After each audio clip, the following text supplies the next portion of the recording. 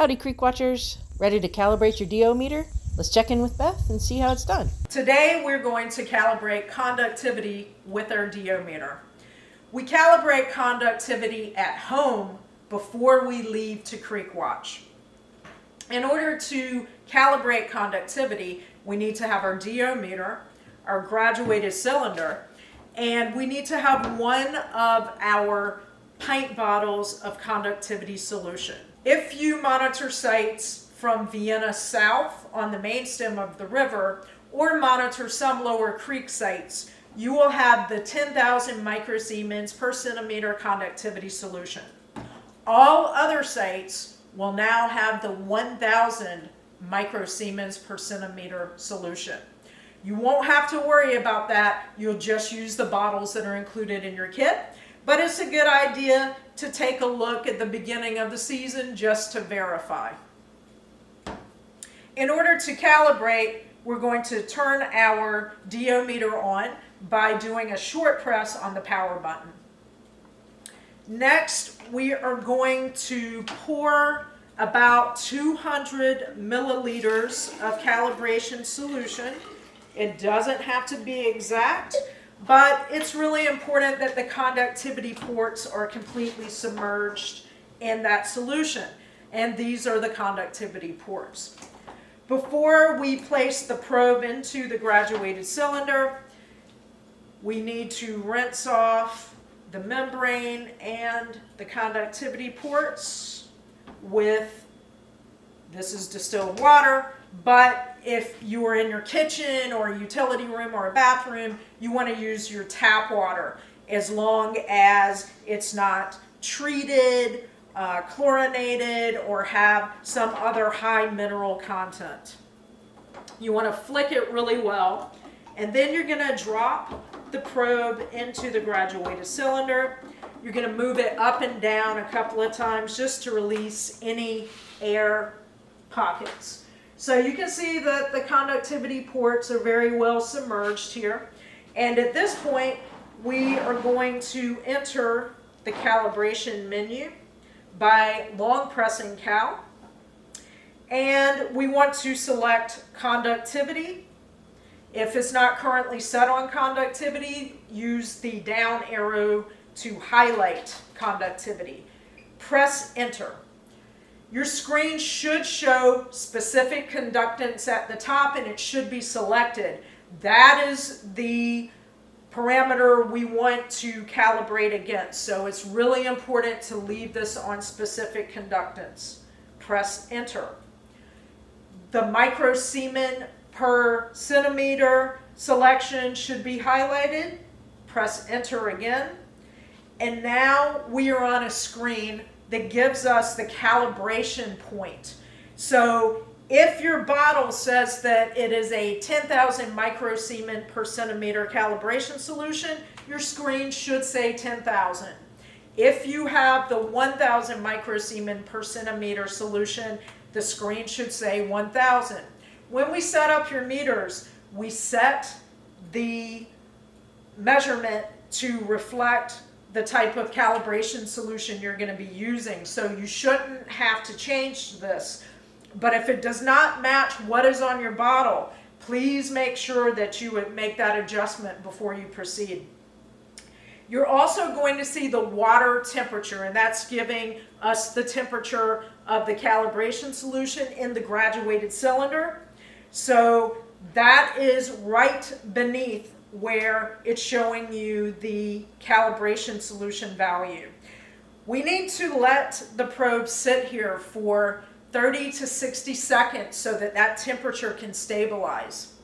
If we try to calibrate too quickly, we're going to get an unstable reading error message, and we're going to have to go through that calibration menu again. So I highly recommend that you just show a little patience at this point.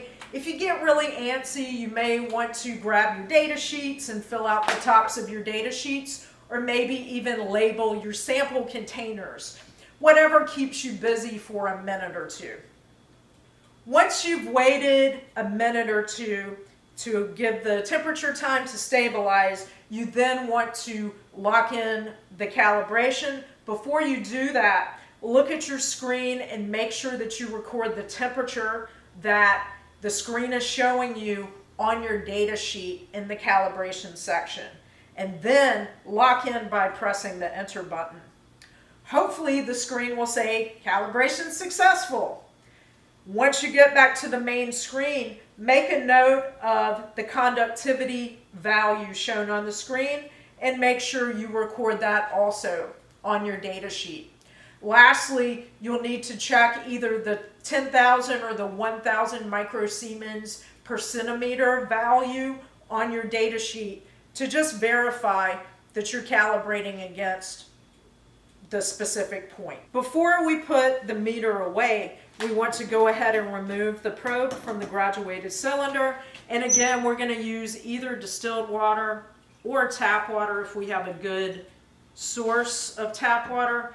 Give it a good flick and then return the probe to the storage chamber. Lastly, we're going to replace the conductivity solution in the bottle. We're going to make sure the lid is screwed on tightly, and we're going to store it in a cool, dry location. So what happens if you are unable to calibrate successfully? First of all, make sure that you are being patient, that you are giving the meter at least a minute to stabilize. The second thing we want to try if we're having problems calibrating conductivity is cleaning the port. To begin, you'll want to flush the conductivity ports with tap water if it's suitable, or with distilled water. Then you're going to use the conductivity port brush that is included in your kit. You're going to insert it into each side of the conductivity ports. There are two, and you're going to move it up and down about 8 to 10 times. We want to make sure that any gunk, to get really technical, that is present in those ports gets removed before we retry our calibration. This is something you may also want to include in your DO maintenance on those membrane change sampling periods, is flushing the conductivity ports. You'll be kind of amazed little things that can get stuck in those ports, and that way it keeps it clear. Once you have flushed both of the ports with the probe brush 8 to 10 times, just rinse it that one last time and retry your calibration. If calibration still doesn't work after that, you should go back to your kit, grab the second bottle of calibration solution that is included, and use the new calibration solution in the graduated cylinder. That should take care of the issue.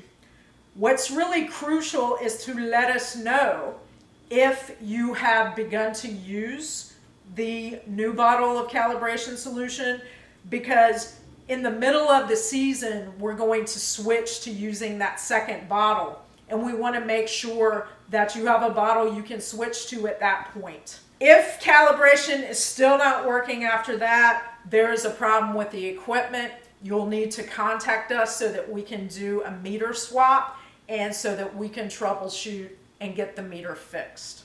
Lastly, if you have any questions about your meter, please make sure that you contact us. We're always available to help and to make sure that your instrument is running correctly. Thanks, and happy creek watching.